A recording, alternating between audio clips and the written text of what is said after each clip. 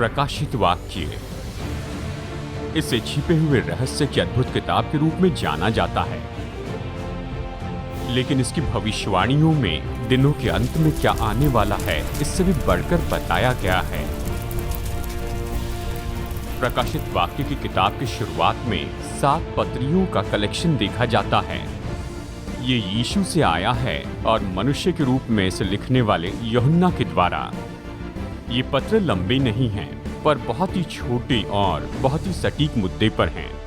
इसे पाने वाली तो शुरू की मसीह कलीसियाएं थी, जबकि इन पत्रों ने प्राचीन काल की कलीसियाओं से बात की। वो प्रकाशित वाक्य की किताब के समान भविष्यवाणी के हैं। इसलिए भविष्यवाणी के हैं क्योंकि उनके द्वारा मसीह के शब्द पूरे युगों के सभी चर्च से बातें करते हैं। 7 कलीसियाएं, 7 पत्र, आज के विश्वासियों के लिए 7 संदेश, व्यवहारिक वचन, सराहना, प्रोत्साहन और चेतावनी के लिए। तो मेरे साथ में जुड़ जाइए जैसे हम बाइबल में देखते हैं और मसीह के अनुयायियों के लिए मसीह के शब्द खोज निकालें प्रकाशित वाक्य की 7 कलीसियाओं के द्वारा। हेलो, मैं हूं डेविड जर्माया। दिशा परिवर्तन में स्वागत है। पास्टर के रूप में कई साल तक मैंने बहुत से दंपतियों को सलाह दी है।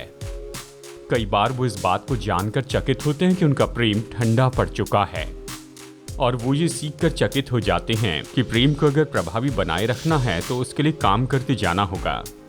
देखिए, प्रेम एक चुनाव है जो हमें करना है, और यही बात सच है आत्मिक जीवन में भी। इफिसियस की कलीसिया में दोष दिखाते हुए यही समस्या बताई गई। वो परमेश्वर के लिए अपने प्रेम को खो चुके थे। वो मसीह की सेवा में इतने व्यस्त हो गए थे कि मसीह के लिए वो अपना प्रेम तो खो चुके थे। ये किसी के भी साथ हो सकता है, इसलिए आज का ये संदेश तो हर एक विश्वासी के लिए है। इसका नाम है अपना पहला प्रेम खोना। ये दूसरा संदेश है हमारी नई सीरीज जिसका नाम है प्रकाशित वाक्य की 7 कलीसियाएं। तो आइए देखते हैं आज के एडिशन दिशा परिवर्तन में।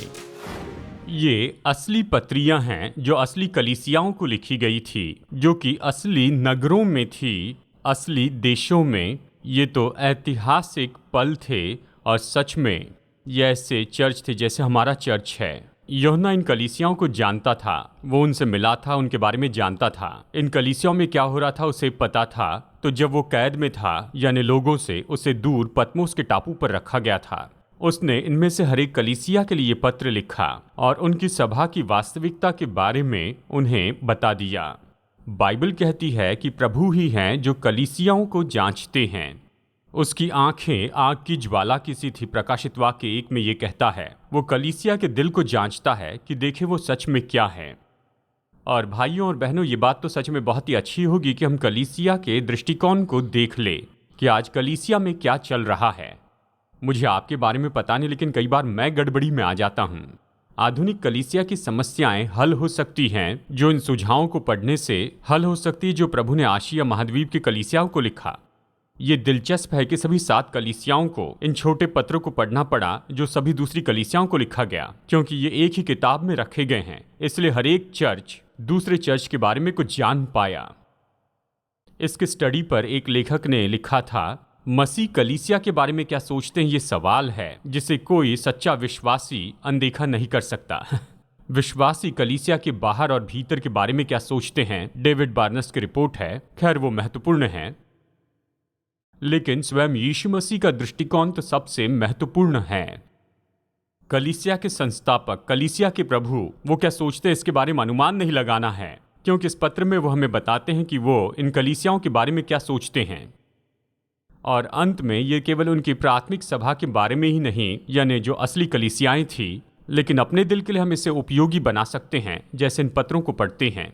लेकिन साथ ही इन पत्र के भविष्यवाणी की सराहना भी है। चलिए इसका अर्थ आपको समझाता हूँ। भविष्य के विद्वानों ने कलीसिया के पत्रों का अध्ययन किया, इन कलीसियाओं की दशा को देखा और उन्होंने पाया कि ये 7 कलीसिया इतिहास के 7 युगों को दर्शाती हैं चर्च के इतिहास में। उदाहरण के लिए इफिसुस की कलीसिया प्रारंभिक कलीसिया के बारे में दर्शाती हैं, जिसके बारे में प्रेरितों के काम में लिखा है। इस सूची में अंतिम कलीसिया कौन सी है? लौदीकिया की कलीसिया। बाइबल कहती है उस कलीसिया पर दोष लगाया गया क्योंकि वो न ठंडी थी न गर्म थी, वो केवल गुनगुनी थी। और परमेश्वर से परेशान होकर कहते हैं कि मैं तुम्हें अपने मुंह से उगल दूंगा। विश्वास कीजिए, जब प्रभु यीशु मसीह इस पृथ्वी पर हमें अपने घर ले जाने के लिए आएंगे तब पृथ्वी पर यह कलीसिया होगी। बहुत से लोग विश्वास करते हैं कि हम चर्च के लौदीकिया के युग में जी रहे हैं। आप अपने मन में इसके बारे में सोच लीजिए। और जैसे हम इस पत्र का अध्ययन कर रहे हैं तो मैं जल्दी से इसमें से कुछ बताऊंगा जैसे हमें इसमें से देखना है। सबसे पहले हम इस पहले पत्र की मंजिल के बारे में देखते हैं। इफिसियुस की कलीसिया के दूत को ये लिख, यानी ये पत्र लिखा गया कलीसिया के दूत को इफिसियों की कलीसिया में जो संदेश देता है उसे। कोई कहता है कि हर एक कलीसिया पर एक स्वर्गदूत है। जी हां, वो तो पास्टर हैं। आपको लग रहा है मैं मजाक कर रहा हूं, है ना? नहीं, दूत ये शब्द उपयोग किया गया है पास्टर के लिए जो परमेश्वर का वचन घोषित करता है। इसलिए ये पत्र तो नए नियम की भाषा में लिखा गया है। इसे लिखकर दूतों को दिया गया। कलीसिया के दूत यानी कलीसिया के पास्टर। इफिसियस तो अपने आप में बहुत बड़ा कॉस्मोपॉलिटन और कल्चरल शहर था जिसमें अमीर और गरीब दोनों रहते थे। ये दुनिया के 7 अजूबे में से एक के लिए घर था जो डायना का भवन था। डायना का भवन तो अनैतिकता का थिएटर था। वहां पर डायना के बुतों को बेचकर बहुत पैसा कमाया जाता था। और वेश्या व्यवसाय तो उस समय के शहर के कामों का भाग था। और पौलुस ने अपनी दूसरी मिशनरी यात्रा में इफिसियस में कलीसिया स्थापित की। उसने वहां 3 साल बिताए। इफिसियों की पत्री जिसे हम जानते हैं, इसे पौलुस ने उस शहर में रहने वाली मसीह कलीसिया को लिखी थी। जबकि यूहन्ना वहां पर इफिसुस में रहता था। वहीं पर उसे बंदी बनाया गया और उसे पतमोस के टापू पर कैद करके रखा गया जहां पर उसने अपने अंतिम दिन बिताए थे और वहीं से उसने प्रकाशित वाक्य की किताब लिखी थी। तो ये पत्र जिसे हम पहला पत्र कहते हैं, ये इफिसुस की कलीसिया के दूत के लिए है। ये उस नगर के लिए लिखा गया पत्र है। आप कल्पना कर सकते हैं अपने मन में जैसे इसके बारे में मैं बता रहा हूं। अब देखिए, इनमें से हर एक पत्र में इसके पहले कि ये सच में पत्र शुरू किया जाए, इस पत्र के लेखक जो कि सच में प्रभु यीशु मसीह हैं, अपने बारे में बताते हैं। सच में इन 7 पत्र में मसीह का विवरण है और मसीह का हर एक विवरण सच में मसीह कौन है उसके एक दृष्टिकोण के बारे में बताता है। तो चलिए दूसरे अध्याय के पहले वचन को देखते हैं। जो 7 तारे अपने दाहिने हाथ में, यानी जो 7 तारे अपने दाहिने हाथ में लिए हुए हैं और सोने की 7 दीवटों के बीच में फिरता है, वो ये कहता है। वो इस कलीसिया से शुरू में यही कहता है कि चाहे उनकी जो भी समस्याएं हो, वो उसके बीच में अधिकार का सामर्थी दाहिना हाथ है। वो इन कलीसियाओं के बीच में चलते हैं। वो इन कलीसियाओं के ऊपर में अधिकार करते हैं। अब इस पत्र का मुख्य भाग हम कह सकते हैं कि ये कलीसिया का डायग्नोस है। वचन 2 और 3 आइए से पढ़ते हैं। मैं तेरे काम, तेरे परिश्रम और तेरे धीरज को जानता हूँ, और ये भी कि तू बुरे लोगों को देख नहीं सकता जो अपने आप को प्रेरित कहते हैं और है नहीं। उन्हें तूने परख कर उन्हें झूठा पाया और तू धीरज धरता है और मेरे नाम के लिए दुख उठाते उठाते थका नहीं। अब ये कलीसिया के लिए बहुत ही अच्छी सराहना है। तो चलिए इसे विभाजित करके देखते हैं कि मैं क्या कहना चाहता हूँ। सबसे पहले इफिसुस की कलीसिया तो प्रभावी कलीसिया थी। प्रभु कहते हैं मैं तेरे कामों को जानता हूँ। हम अक्सर भले कामों के महत्व पर जोर देते हैं क्योंकि हम अनुग्रह के महत्व में मिलावट करना नहीं चाहते हैं। हम जानते हैं कि हम भले कामों से उद्धार नहीं पाते पर अनुग्रह से पाते हैं, और ये भी जानते हैं कि उद्धार पाने के बाद भले काम करना अच्छा है। और सच में कलीसिया की एक भूमिका है कि लोगों को भले कामों के लिए प्रोत्साहित करें। इफिसियस की कलीसिया तो इसमें बहुत ही उत्साहित थी। वो काम करने वाला चर्च था। ये चर्च तो परमेश्वर के लिए आग पर था। ये समर्पित चर्च था। ये कहता है मैं तेरे कामों को जानता हूं और तेरे परिश्रम को जानता हूं। आप कहेंगे ये दोनों एक ही हैं। नहीं, ये 2 अलग हैं। इनके 2 अलग अर्थ हैं। परिश्रम शब्द का मतलब है कि इतने काम करे कि पूरी तरह थक जाए। यानी ये इफिसियो प्रभु की सेवा के लिए दाम चुका रहे थे। इफिसस के चर्च में ऐसे बहुत से लोग थे जो प्रभु का काम करते थे, और बहुत से ऐसे लोग थे जो परिश्रम करते थे, यानी सीमा के पार जाकर करते थे। आप जानते हैं कई बार हमारे चर्च में पेड स्टाफ होते हैं, तो मेंबर्स के लिए ये सोचना बहुत ही आसान है कि उनके बिना सब कुछ करना आसान है। इफिसुस के चर्च के लोग पूरे दिल से प्रभु की सेवा करने में हिचकिचाए नहीं। उन्होंने काम किए और परिश्रम किए। ये अच्छा चर्च था। बाइबल ये भी कहती है कि वो निश्चित कलीसिया थी। केवल प्रभावी और समर्पित ही नहीं, लेकिन वो निश्चित कलीसिया थी। तू धीरज धरता है और तू थका नहीं। इफिसुस के चर्च के बारे में कहते हुए 2 बार धीरज शब्द आया है। वचन 2 में उनकी सेवा के बारे में और वचन 3 में उनके दुख उठाने के बारे में। यह ऐसा धीरज है जो सब कुछ सहते जाता है और बस आगे बढ़ते चले जाता है। यह ऐसा धीरज था जैसे वो सेवा करते चले गए और सुसमाचार के लिए दुख उठाते रहे। और ये अनुशासित चर्च था। ये बुरे लोगों को देख नहीं सकते थे।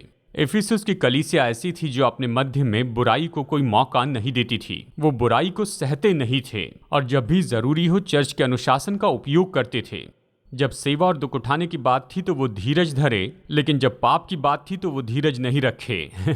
वो सच्चाई और धार्मिकता के लिए खड़े रहें। वो परखने वाली कलीसिया थी। अगला वचन देखिए, जो अपने आप को प्रेरित कहते हैं और हैं नहीं, उन्हें तूने परखा और झूठा पाया है। अब ये किस बारे में है? देखिए, प्रारंभिक कलीसिया में ऐसे कुछ लोग थे। वो स्थापित किए गए चर्च में से जाते थे और दावा करते थे कि उन्हें 12 प्रेरितों में से किसी एक ने उन्हें उस कलीसिया में भेजा। यानी वो इन शब्दों में कह सकते हैं कि उनके प्रेरिताई में होकर काम कर रहे हैं, कि प्रेरितों ने उन पर हाथ रखकर ये कहा है, तुम हमारी ओर से जाकर उस कलीसिया में बोलना। लेकिन यह ऐसा नहीं हुआ था। लेकिन वो चर्च में प्रवेश पाने के लिए प्रेरितों के नाम का उपयोग करते थे और वहां पर अपने गलत सिद्धांतों को लेकर आते थे। बाइबल कहती है जब वो इफिसुस की कलीसिया में आए, इफिसुस की कलीसिया के लोगों ने देखा कि वो सच में कौन है और वो उन्हें चर्च में अनुमति नहीं देते थे। जो अपने आप को प्रेरित कहते हैं और है नहीं, उन्हें तूने परख कर झूठा पाया है। और पौलुस ने उन्हें चेतावनी दी थी कि ऐसा होगा। आपको याद है प्रेरितों के काम अध्याय 20 में जब उसने इफिसियों के प्राचीनों को अंतिम संदेश दिया, आपको याद है उसने क्या कहा था? उसने कहा, मैं इसे जानता हूं कि मेरे जाने के बाद फाड़ने वाले भेड़िए तुम में आएंगे जो झुंड को न छोड़ेंगे। इफिसियों के प्राचीन इससे भूले नहीं, वो उसे याद रखे। और जब ऐसे लोग कहने लगे, ओ प्रेरितों ने हमें भेजा है, जबकि वो प्रेरितों के साथ नहीं थे, उन्होंने हल निकालकर कहा, नहीं, यहां पर नहीं। देखिए, हम सबको ऐसे ही होना है। हमें अपने चर्च के सिद्धांत की परवाह करनी, हमें प्रभु से मांगना चाहिए कि हमारे मध्य में झूठी शिक्षा न आए कि जीवन में मतभेद लाए। इफिसुस की ये कलीसिया ऐसी ही थी। वो परखने वाले थे। मैं चाहता हूं कि आप जान लीजिए, ये तो प्रभावी कलीसिया थी, ये तो समर्पित कलीसिया थी, ये निश्चित कलीसिया थी और ये अनुशासित कलीसिया थी और ये परखने वाली कलीसिया थी, पर साथ ही नीचे जाने वाली भी कलीसिया थी। आप कहेंगे, पास्टर ये कैसे हो सकता है? मैंने कभी नहीं सुना कि ऐसी कलीसिया जिसमें ये सब कुछ है इतना सकारात्मक है। यानी किसी चर्च के बारे में लिखना है तो इसके बारे में लिखिए, ये बहुत अच्छा चर्च है। लेकिन अपनी बाइबल में देखिए कि यहाँ पर वचन 4 में ये क्या कहता है, पर मुझे तेरे विरुद्ध ये कहना है कि तूने अपना पहला सा प्रेम छोड़ दिया है। कुछ पल के लिए ये भीतर उतर जाए। बाहरी रूप में ये चर्च तो आदर्श चर्च था, लेकिन यीशु ने इन सारी चीज़ों के परे देखा जिसके बारे में अब तक हमने चर्चा की है। उसने इन सब के परे देखा और इस बात को जान लिया कि इस चर्च में दिल की परेशानी है। इन्होंने अपना पहला प्रेम छोड़ दिया है। वो तो शुरू में मसीह के लिए जो समर्पण था उससे हट गए थे। जहां तक वो पहुंचे थे, उनकी पहली उत्तमता तो अब बीत चुकी थी। मसीह के लिए पहला सा समर्पण अब ठंडा हो गया था। वो उससे प्रेम तो करते थे, लेकिन उसके प्रेम से दूर हो चुके थे। आप पूछेंगे, अगर वो यीशु से प्रेम नहीं करते तो ये सारे काम कैसे कर सकते थे? उन्होंने ये सब काम वैसे ही किए जैसे आप किसी संस्था में करते हैं। क्या आप जानते हैं, आप सेवकाई कर सकते हैं और यीशु के साथ में आपका कोई संबंध नहीं हो सकता है। दूसरे जो आपसे अपेक्षा करते हैं आप वो कर सकते हैं, क्रियाओं में से जा सकते हैं और आप वैसा कर सकते हैं, और बहुत सी जगह पर ऐसा ही हो रहा है। बाइबल कहती वो अपना पहला प्रेम खो चुके हैं। ये पहला प्रेम क्या है? ये तो मसीह के लिए समर्पण है जो नए विश्वासी के जीवन में दिखता है। निरंतर, व्यक्तिगत, अटल, ऐसा जो खुले रूप में दिखता, हम कह सकते हैं हनीमून प्रेम प्रभु यीशु के लिए। बाइबल कहती है कि इफिसुस के ये विश्वासी एक समय में यीशु से इतना प्रेम करते थे कि वो किसी भी समय कहीं भी इसे दिखाए बिना नहीं रहते। वो अपने साथ बाइबल लेकर जाते, उसे किताबों से नहीं ढाकते ताकि लोगों को पता न चले। दोपहर के भोजन के समय प्रार्थना की होगी तो लंबी प्रार्थना की होगी, इसके बजाय कि अपनी आंखें पोंछे जैसे हम इन दिनों में देखते हैं। जब आप यीशु से प्रेम करते हैं, जब आप नया जन्म पाते हैं, उत्साहित करने वाली बात होती है। एक कारण है कि मुझे बपतिस्मा की गवाही इतनी पसंद है और नए विश्वासियों के बहाव की बात पसंद है जो शैडो माउंटेन में आते हैं। वो तो नया जोश और नया उत्साह लेकर आते हैं प्रभु की बातों के बारे में, जिसे आपने पहले कभी नहीं देखा। अगर आपने नए विश्वासी को नहीं देखा तो वे मत इस वाक्य का अनुवाद इस तरह से करते हैं, पर मैं तुम्हारे विरुद्ध यही कहूंगा कि तुम अब मुझसे पहले जैसे प्रेम नहीं करते हो।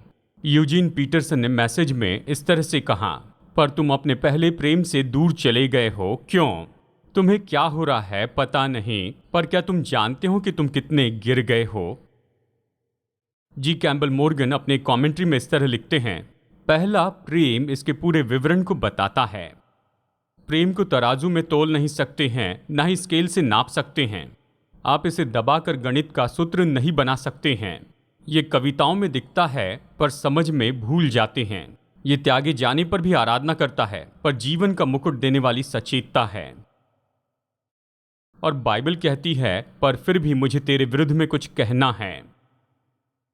देखिए, ये बुरी बात है जब भाई आपके विरुद्ध में कुछ कहते हैं या कोई मित्र आपके विरुद्ध में कुछ रखता है, लेकिन कभी नहीं चाहेंगे कि प्रभु आपके विरुद्ध में कुछ कहे। जब प्रभु कलीसिया के विरुद्ध में कुछ कहते हैं तो ये थरथराने का समय है। वो आपके विरुद्ध में कहते हैं कि आप में प्रेम की कमी है, तो केवल कांपना नहीं लेकिन अपने मुंह पर गिर जाना है।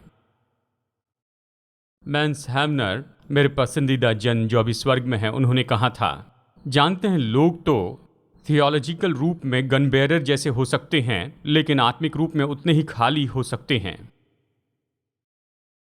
अगर हम प्रभु से मजबूती से प्रेम न करें तो विश्वास योग्य रीति से सेवा नहीं कर सकते हैं। विवाह में भी ऐसा ही होता है ना? किसी भी दंपत्ति के विवाह को चाहे कितना भी समय हुआ हो, वो इस वचन का सही अर्थ समझते हैं। जैसे एक बहन ने अपने पति के बारे में शिकायत की, जॉन तुम्हें क्या हो गया है?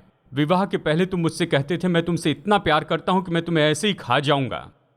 जॉन ने कहा, मुझे लगता है मेरी भूख खत्म हो गई। पहला प्रेम खोने पर बस यही तो होता है।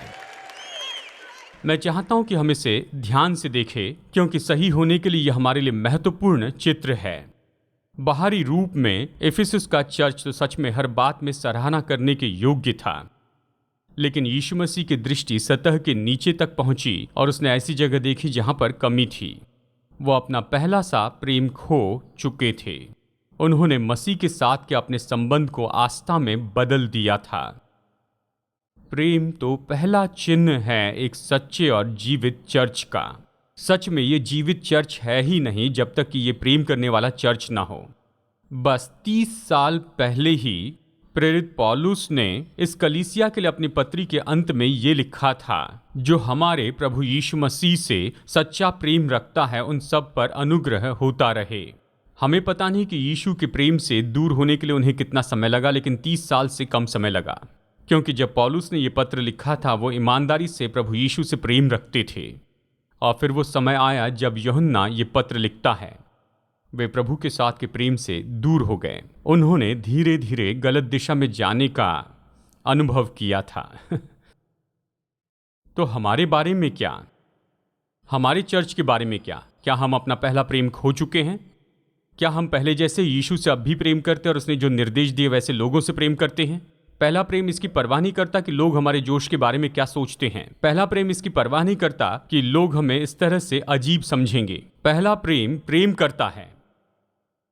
पहला प्रेम केवल एक ही बात की परवाह करता है।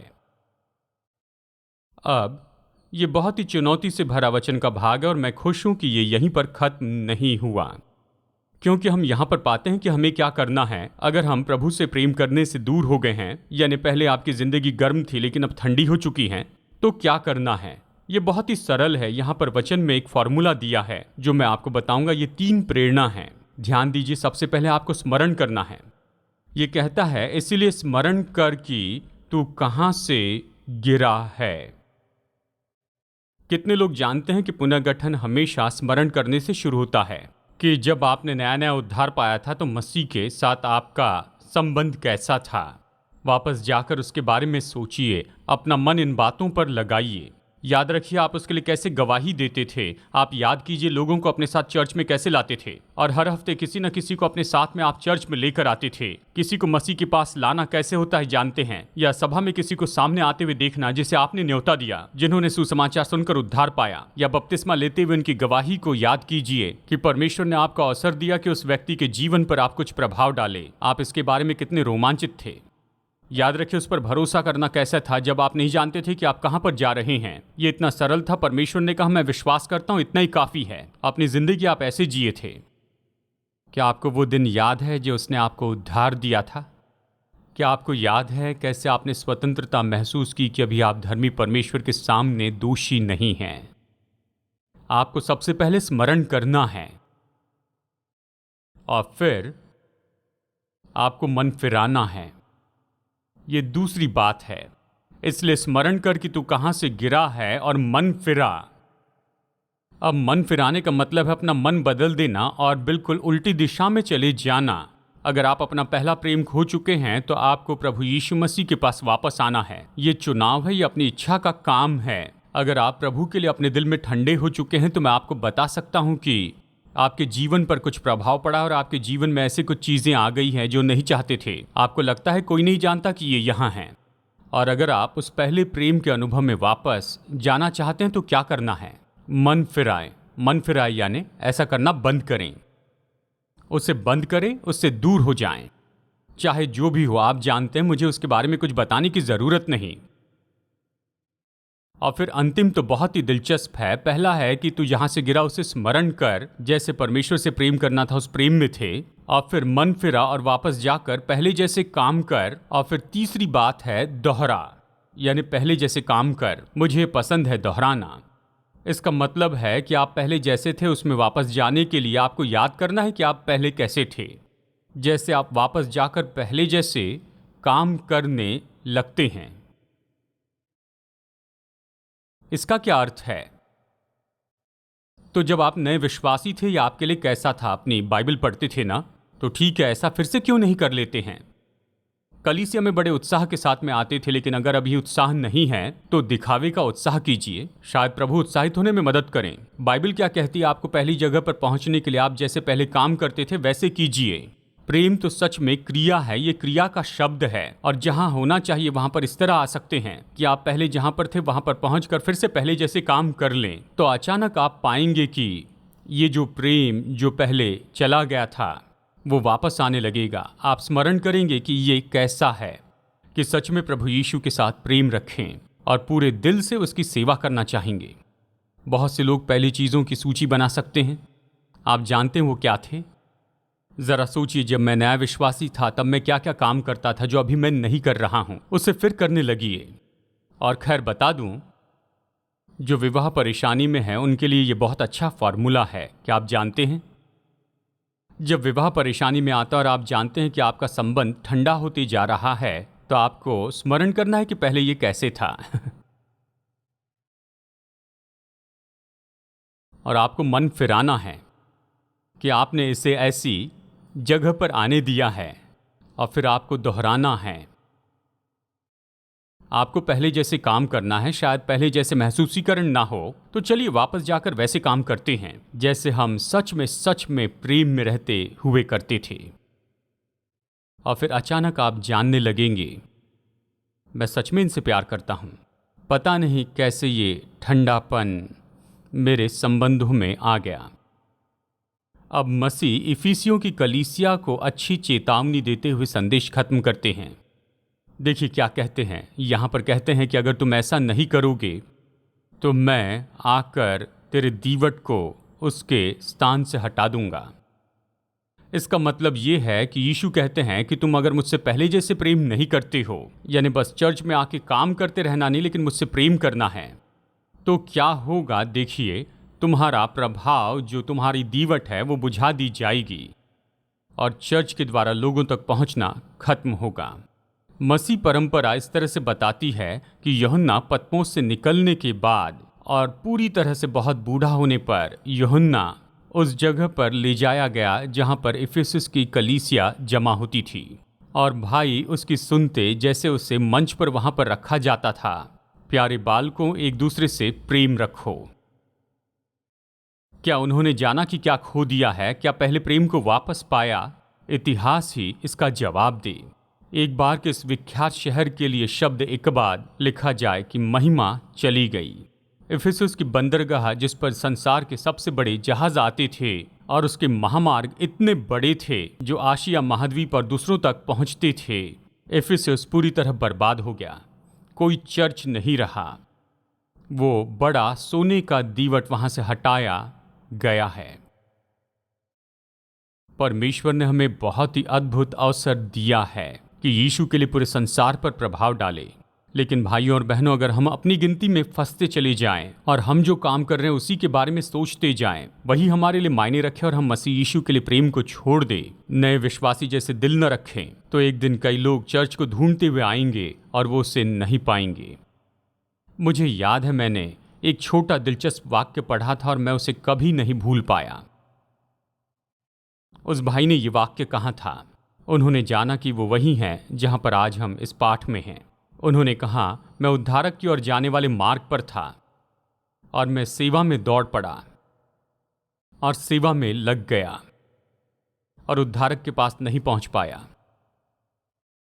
और मैं भरोसा करता हूं कि मैं अपने जीवन में इसे नहीं भूलूंगा और ना ही आप इसे भूलेंगे कि स्वर्ग के परमेश्वर अनंत काल के प्रेम से आपसे प्रेम रखते हैं और आप उसे सबसे उत्तम कुछ दे सकते हैं। वो यह है कि वो प्रेम उसे लौटाएं। आप उससे प्रेम करें क्योंकि उसने पहले आपसे प्रेम किया। आप उससे प्रेम कीजिए, उसकी आज्ञाओं को मानकर, उसके वचनों को समझने में समय बिताकर, अपनी आराधना उसके लिए प्रकट करके दिखाएं। हमारी जिंदगी में सबसे पहले हमें इसी पर गौर करना चाहिए। और मैं गारंटी देता हूं, जब आप ऐसा करेंगे, परमेश्वर के साथ में ऐसे प्रेम का संबंध रखेंगे, वो आपको इस योग्य बनाएंगे कि आप अपने जीवन में वो सब कुछ हासिल करें जो आप कभी नहीं कर सकते थे अगर आप उसे अपने बल में और अपनी शक्ति में करने की कोशिश करते। आज मेरे साथ दिशा परिवर्तन में जुड़ने के लिए धन्यवाद। जितना ज्यादा हम वचन का अध्ययन करेंगे, उतना ज्यादा हम समझेंगे कि हमारे प्रेमी परमेश्वर हम में से हर एक के साथ व्यक्तिगत संबंध रखना चाहते हैं। अगर आप उसके साथ में ये संबंध शुरू करना चाहते हैं, तो पहला कदम है कि अपने पापों से पश्चाताप करें और यीशु से कहें कि वो आपके प्रभु और उद्धारक हो जाएं। जब आप ये निर्णय ले लेते हैं कि परमेश्वर के उद्धार का मुफ्त का ये वरदान ले लेंगे, तो नई सृष्टि बनकर परमेश्वर के साथ की आपकी यात्रा तो शुरू होती है। तो यदि आज आपने विश्वास का ये कदम उठाया है, तो मैं प्रोत्साहित करता हूं दूसरे विश्वासियों को अपना ये निर्णय बताइए, भरोसेमंद सेवकाई या फिर स्थानिक कलीसिया को बताएं और अपने इस नए विश्वास में उन्नति करते चले जाएं। परमेश्वर आपको आशीष दे। परमेश्वर के साथ की आपकी इस नई यात्रा में। तो अगली बार हमारी फिर मुलाकात होगी यहाँ दिशा परिवर्तन में।